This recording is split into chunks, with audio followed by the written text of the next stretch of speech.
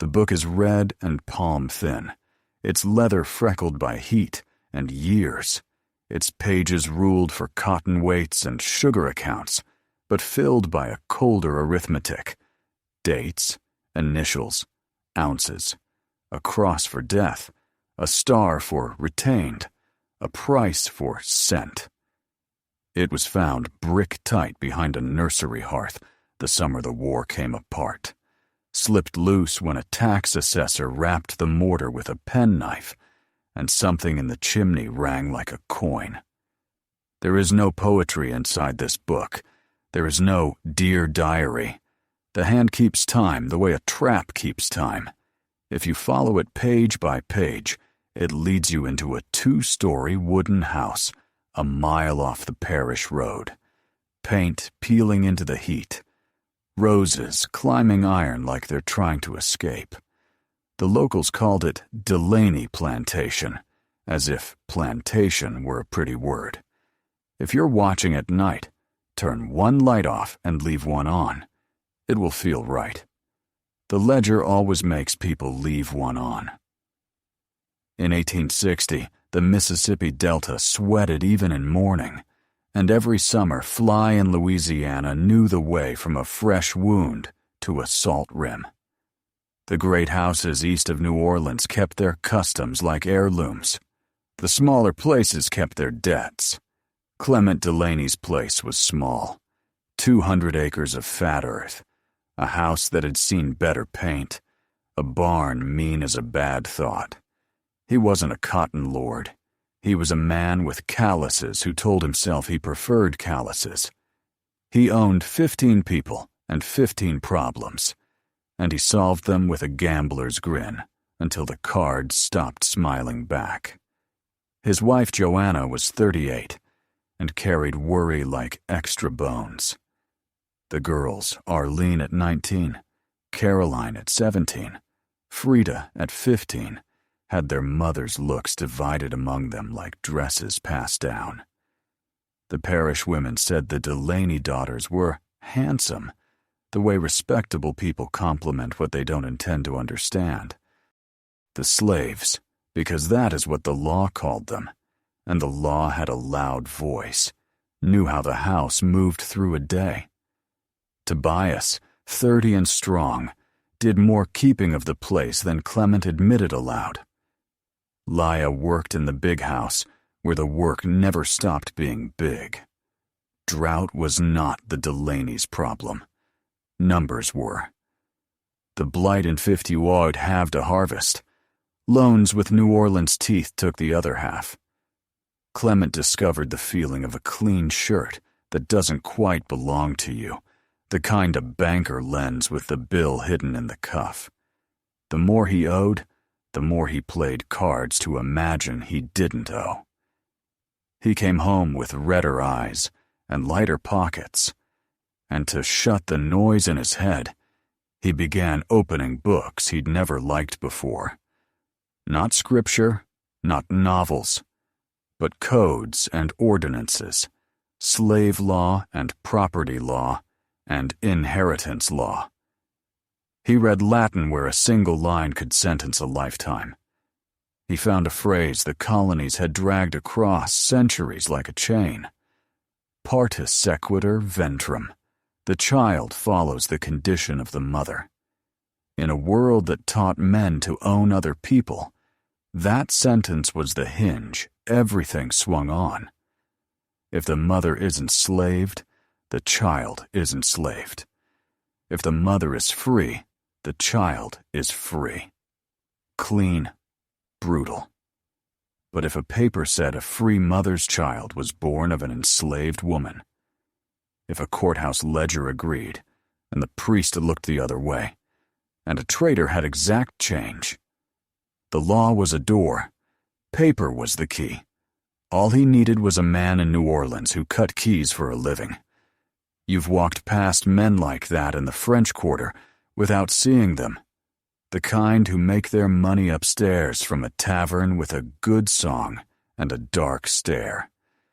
This one called himself Bogard and wrote in iron gall ink that didn't fade when you wanted it gone. For $50, he could fetch baptism records as neat as Sunday, birth certificates that matched handwriting to a parish clerk who would swear he'd written them. He could lay a name on a cradle and a slave pen, both without smudging his sleeve. There are turning points people feel when they live them, and then there are the quiet ones nobody notices until the light changes. The girls felt it first, the way a house changes when a man builds new locks. It began with talk of security and politics. It continued with bolts that shut from the outside. Joanna tried to say the word foolish, and it came out thin. Clement had explanations ready like coins in a pocket. He was good at talking fast. He had been practicing. Dr. Reuben McCormick visited to bleed a fever and stayed an extra minute in the doorway because the air felt wrong. Clement asked him odd questions with a straight face. What made a pregnancy take? What herbs encouraged or discouraged? How often could a body safely endure childbirth? The doctor gave clinical answers, because clinical answers are easier to say than moral ones. And when Clement pressed a roll of bills into his hand for future discretion, McCormick told himself there were wars coming, and men had to feed their families. Sheriff Peter Mullins rode past on a runaway rumor, noticed new bars on upstairs windows, and told himself white men have a right to be cautious in times like these. In every story like this, there are men who saw enough to change it and didn't. Write their names down. They matter. The Delaney place changed without asking permission. Men and women in the quarters were separated by rules that made no moral sense, but perfect operational sense. Clement began taking notes the way a butcher counts. Hips and height for the men, pelvis and regularity for the women. An enslaved midwife from 3 miles downriver, familiar with every household ailment and half the parish's secrets, was offered paid work if her mouth stayed tired. Lia, who had worked in the big house long enough to know the tempo of Joanna's footsteps, felt the rhythm of the family begin to stagger. She told Tobias in a whisper that made him stare at the floor, because a man who has learned all his life not to look directly at danger will keep looking at floors until he decides to stop. If you're asking why nobody screamed, you don't know how screaming worked in a house like this. Scream at the wrong time, and you got called hysterical. Scream when a white neighbor was present, and a polite hand pushed a Bible under your cry until it sounded like prayer. Scream in the quarters, and the overseer called it noise. Some evils hide in the open because the open is the safest place. Clement called it a season. He started using that word around Joanna, as if the oldest trick in the world were a crop you can rotate, a season for quiet, a season for expansion, a season for prayers. The girls noticed he timed everything, from when he insisted they take a tonic prepared by a French-speaking healer named Marie, to when the windows had to stay open for air. He bought manuals meant for midwives and pored over them as if a chapter on swaddling could hide what he planned to do. The first time he told Arlene the plan, it was in his office with all the windows shut, because men who know their plans are evil prefer stale air. He framed it like arithmetic and duty, the bank, the fields, the family name. She stiffened and said no, the way a person says no to a snake that looks like a rope until it moves. He locked her door. He visited with contracts like a pastor with tracts. He came back with debt notices, laid out the numbers like a court case, appealed to a different jury every hour. Obedience, pity, fear. After 3 days, hunger and horror wrapped the same way around the throat. He moved the argument from words to locks. What happened next does not need detail. It needs truth. He used people as tools, and to keep himself certain those people were his children, he renamed his crime necessity. Tobias's name belongs on this page because Clement put it there as one of the selected. And there's a kind of evil that makes victims into weapons and then calls them guilty. Tobias stood at a threshold, obeying an order he could not obey. And whichever way he turned, there was a punishment waiting. Later, he would tell a freedmen's clerk, "That was the night I learned my soul could make a sound I never heard before." The clerk had to ask him to repeat it. Words fail when horror is exact. Clement kept records of sessions and outcomes with a craftsman's pride, as if the neatness of ink kept his hands clean. He listed Arlene's name as a set of initials, as if letters could make a daughter general, and next to the letters, he wrote the kind of notes a butcher writes about carcasses. The first pregnancy held. Arlene's body paid a price the ledger never counted. When the early summer labor came, Clement barred the shutters and treated sweat like weather. Lia helped because helping someone deliver is the opposite of what the master is doing, and she wanted to put her hand somewhere decent in a house that felt haunted while the people were still alive. There was too much blood. The child cried the way a new thing cries, without knowing what it has been born into. Clement took the baby before Arlene could fix her eyes on his face, and told a grieving enslaved woman who had been crying milk into rags since her own stillbirth that Providence had found her a child.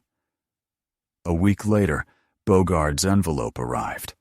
The birth record named the mother as L, house servant, with that smooth clerk's hand parish records love. A priest folded a baptism into a Sunday afternoon. A man with a wagon took the baby away. $250 changed owners. Arlene learned what a broken scream feels like when you have to bury it under your teeth. If you're asking why no one stopped him after the first sale, hold that question. Stories like this are a staircase. You take them one step at a time, because to jump to the landing is to miss the weight of the climb.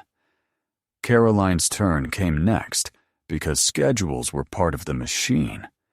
She bled too much and shook too hard, and when she fell into a blankness that looked like rest, but was its opposite, Clement called the doctor and paid him for his eyes.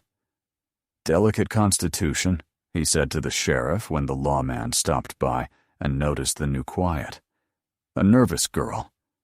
People in that parish had a drawer where they put women's pain, and it was labeled with fancy words that let them keep eating supper.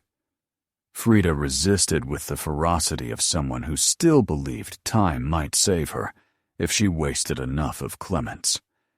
She was 15, and the house did not make allowances for 15. She made bargains with God, and with the floorboards, and with the night air. None of them held in a world run by locks. Her body broke in the place a child's body breaks when forced to do a woman's dangerous work. She lived through it. The baby was sold anyway. She stopped sleeping. Then she stopped speaking. Then one night that can still be smelled when you read the Red Book, Lia climbed the attic expecting dust and prayers, and found a rope plaited from sheets, and a girl who had decided the only door the house couldn't lock was the one she could tie for herself.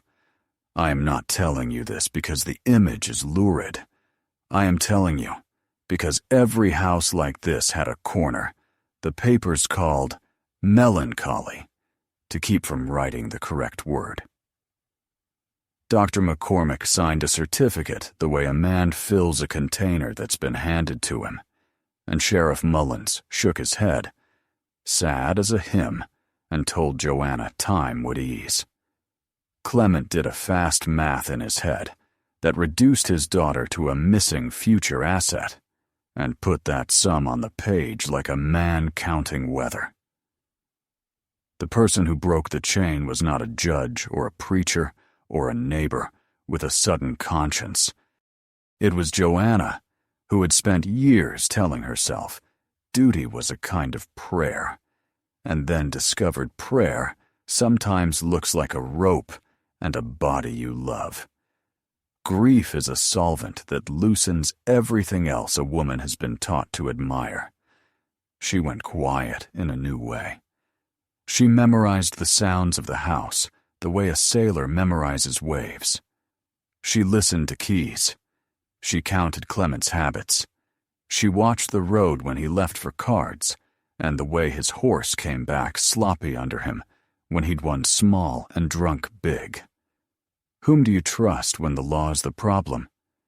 You trust the people the law calls your property, because they're the only ones who know the whole house. Joanna found Tobias in the space between a yes that gets you killed and a no that gets you whipped. And she said a sentence she had never thought her mouth would be asked to form. Help me end him.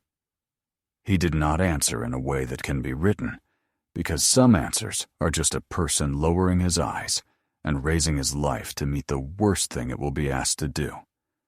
Other men listened, whose names history never bothered to learn. Their agreement didn't sound like a pact. It sounded like relief finally finding a place to sit down. July came with a storm that soaked everything to its color. Clement stayed later than usual at a tavern, where men bought courage by the glass and sold their secrets by the hand. He rode out under a sky that had forgotten how to be a ceiling, and hit the turn in the cane, where the road narrows and the trees lean in like witnesses. Joanna's face was covered the way a widow covers it at a graveside. Tobias hit Clement from the saddle with a strength men mistake for anger when it is really discipline. The knife was quick, because some mercies look like speed. The pockets were pulled out, the scene scattered to say bandits, and a small slice cut on the horse, so the story walked itself to the first porch before dawn. Mullins believed what the Times taught him to believe, that war makes men cruel, and men with money make sure the cruelty happens to other men first. He allowed Joanna to weep in public. Joanna did not need to pretend much. Her tears were true. They just weren't for the corpse. With Clement in the ground, the house changed temperature in a week. Joanna manumitted who she could manumit, and where the law snarled, she paid cash to set people on road and rail. This is where you might be tempted to clap. Don't. Freedom after that kind of house is like being thrown off a ship at night. Technically, you are no longer on the ship. You still have to swim. Tobias disappeared north on Rumor and Hope, which are two versions of the same road. Leah took her hands to New Orleans, where there was always sewing for a woman who could make a dress hang like respectability on a body that had never been offered any. Neither ever gave testimony in the kind of court that prints names. That's not how most truths get saved. They get saved in whispers to grandchildren and in ledger books that slide out of chimneys. The war finished the Delaney place off. The big house sagged and then collapsed, the porch columns breaking like teeth in a jaw that couldn't chew lies anymore. The land was cut and sold in parcels to men who preferred quiet crops. Parish books reduced Clement to a line, killed by bandits, and Frida to melancholia. You can feel your jaw clench at the old spelling. It is supposed to. That's a relic, too. You might think the story ends when the bad man dies, but the ledger continues 40 pages after his funeral, because wounds keep records, whether you write them down or not. Arlene gave birth in August '63 and almost didn't make it. Joanna did the thing no sane person refuses a mother. She put the child in Arlene's hands and did not take him away. Caroline learned how to live in a body that kept insisting it had had enough of living. Years quieted, but did not repair them. That is the truth about survival nobody likes to engage. It is not a ribbon you tie on at a ceremony. It is a chore that doesn't end. What about the book? The assessor who found it didn't know what he was holding. He wrote, "Family record" on the catalog slipped the way a man writes "bird" on a cage with a hawk in it. It went into a storage crate, then to a courthouse basement that flooded and dried, then into the custody of a library with generous donors who liked to hear the word endowed. Decades later, a graduate student with a careful voice and a suspicion about the lies families tell about themselves requested the crate and washed his hands twice before touching anything. He turned the pages the way a person turns someone else's medical report. He told his advisor he felt like he needed a second pair of gloves, but none were made for what was on his fingers. The book didn't shout. It didn't need to. Numbers never do. They sharpen until you cut yourself on how clean they look. The Delaney file is not all that remains. There is a copy of a letter in a diocesan archive where a priest asks a bishop how strictly to read a baptismal rule and receives a reply about pastoral discretion. There is a Freedmen's Bureau note from 1866 with a clerk's misspelling of Tobias and a line that says, "Left for Vicksburg. Strong man. Works hard. Will do well." There's a scrap from a French-language newspaper advertising an estate sale in '64 that lists one cradle and line. Child garments, assorted, between a plow and a dining table. You think you've gotten through the whole list, and then someone reads it out loud, and you hear where the rot had been hiding the entire time. Between the items people needed to work and the items people needed to eat. A cradle. As if children were furniture. As if that had ever not been the truth on paper. Some of you are hearing this and thinking about other names. Good. Partus sequitur ventrum was not a Delaney invention. It was a habit of the law. Men like Clement invented the kind of imagination that treats a habit like a hunting license. In Virginia, there were farms that did not plant cotton or tobacco. They planted people. In Maryland, there were advertisements that offered discounts for bundles. In New Orleans, records show a boy sold for less because he had a stutter, as if speech were a defect on a barrel. We remember those facts not to decorate horror, but to understand the arithmetic that allowed a father to calculate his daughters.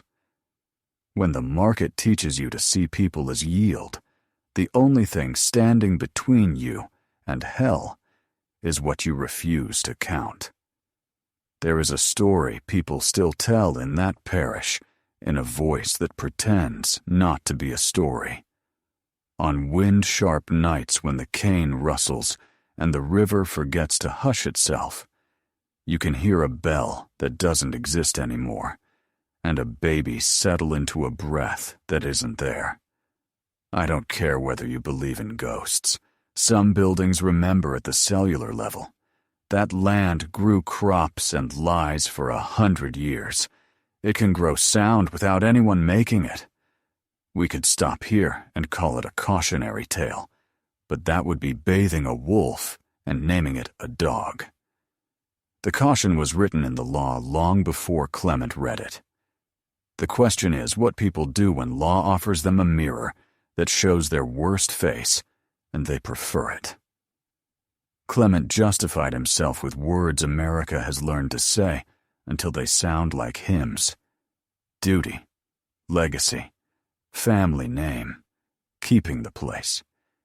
He took pieces of truth and stitched them into a lie that wore a suit. That's how most monsters walk among us. They don't slither. They shake your hand and tell you they have a plan. There is a last page in the Red Book that scholars argue about because arguing is what scholars do when they feel the edge of something that can't be sanded down. The hand changes. The pressure eases.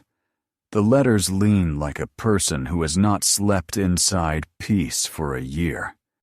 Next to the final line of figures, a word is written that is not a number. It is not retained, or sold, or baptized, or sent. It is not even a name.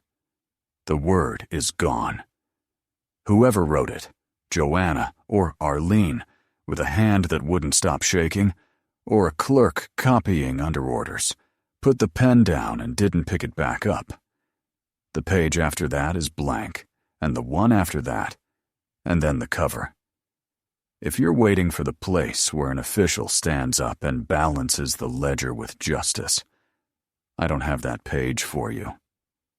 What happened here ended the way most private horrors end, with a lie signed by a doctor, a shrug signed by a sheriff, a sale signed by a stranger, and a woman who finally put her foot on a road with no turnings and did the sin the law had been committing for her.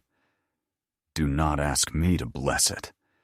Do not ask me to condemn it. Sit with what it cost to get to it. The American South keeps two histories like two ledgers inside the same cover.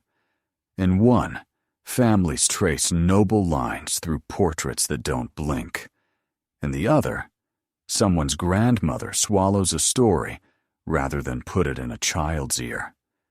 You can live your whole life flipping the first ledger and never know the second exists.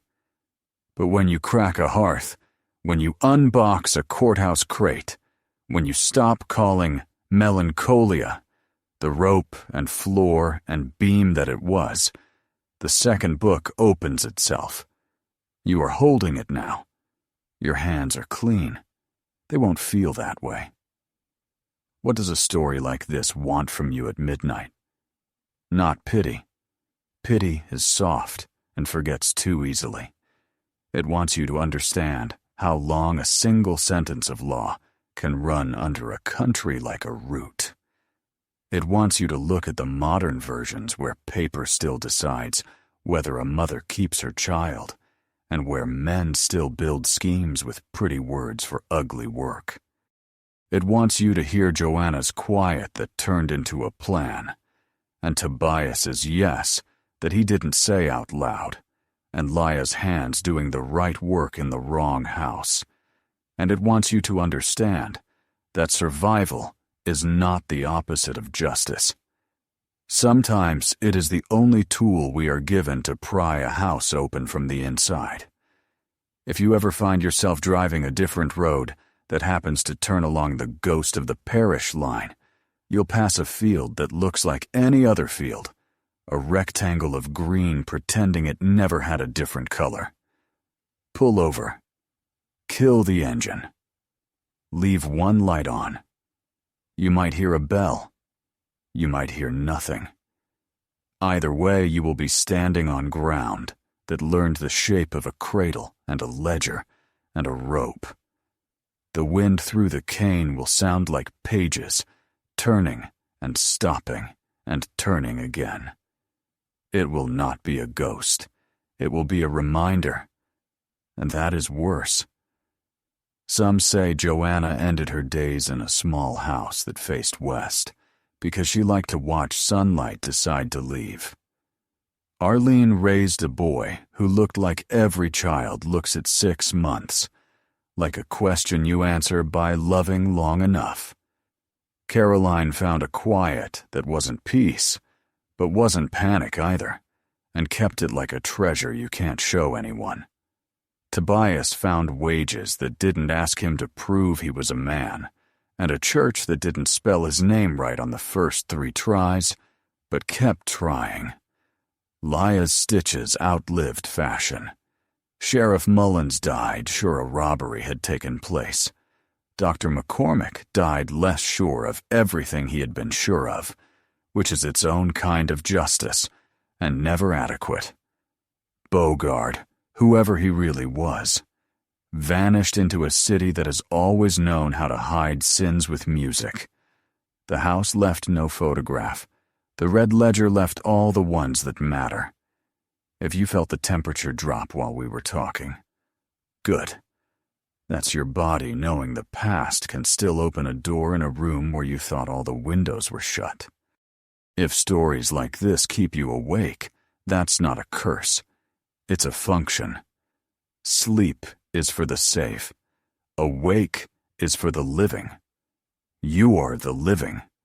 And when living people know what was done in houses like this, it is a little harder for new houses to grow the same shape in secret. You can breathe now. You can check the lock you know you locked already. You can decide whether to turn the lamp off or leave it on. But before you do either, remember the word on the last line of the last page. Not retained, not sold, not saved. Gone. That word sits there like a bell that won't stop, and the sound it makes is the reason we told the story. If you're still with me, you know it didn't ring for nothing.